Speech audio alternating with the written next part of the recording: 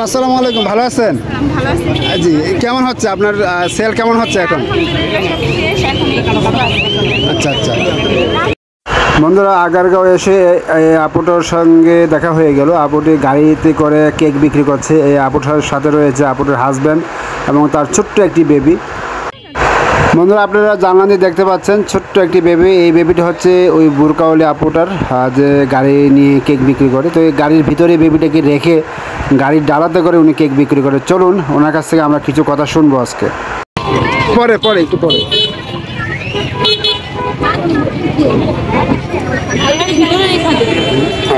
আমার চাবিটা না?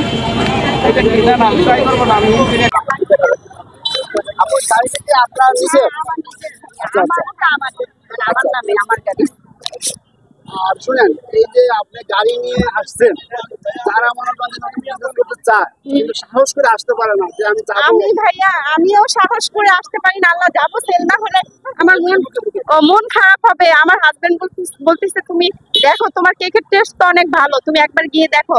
প্রথম দিন আমি 6টা আনছি ভাইয়া, 15 মিনিটে শেষ। 15 মিনিটে? হ্যাঁ, এত হাইপ ছিল, আমি দিতে পারি না, আমার খুব আফসোস লাগছে।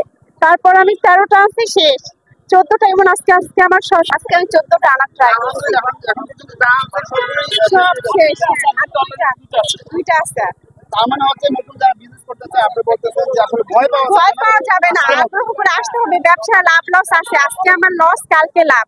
তো এটা মানে মন মানসিকতা শক্ত করে আছে, মন মানসিকতা শক্ত করে আসতে হবে। ঘরে বসে থেকে কি আসলে নিজে কিছু করতে পারলে ভালো না? তা তো না, যে যেটা পারে সে সেটা নিয়ে চলে আসুক। আমি এটা বলি, যে যেই কাজে এক্সপার্ট সেটা নিয়ে ট্রাই করুক। ভাইয়া, হ্যাঁ, প্রথমে অনেক সমস্যা হয়েছিল। আশেপাশে স্থানীয় লোকেরা আমাকে অনেক বাধা দিচ্ছে, আমি সব বাধা অতিক্রম করে তো এখানে আমি স্থায়ী ভালো। আপনি যদি এখানে একা না হয়ে যদি একা হতেন তাহলে সমস্যা বেশি হতো।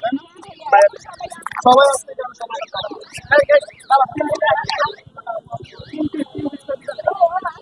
বন্ধুরা, আপনারা দেখতে পাচ্ছেন ওনাকে ওনার হাজব্যান্ড হেল্প করছে। আসলে প্রতিটা হাজব্যান্ড এবং ওয়াইফের সম্পর্কটা আসলে এমনই হওয়া উচিত। ওয়াইফ এবং হাজব্যান্ড যে যাই করুক না কেন তাকে করতে দেওয়া উচিত এবং হেল্প করা উচিত, অবশ্যই আমার মনে হয়।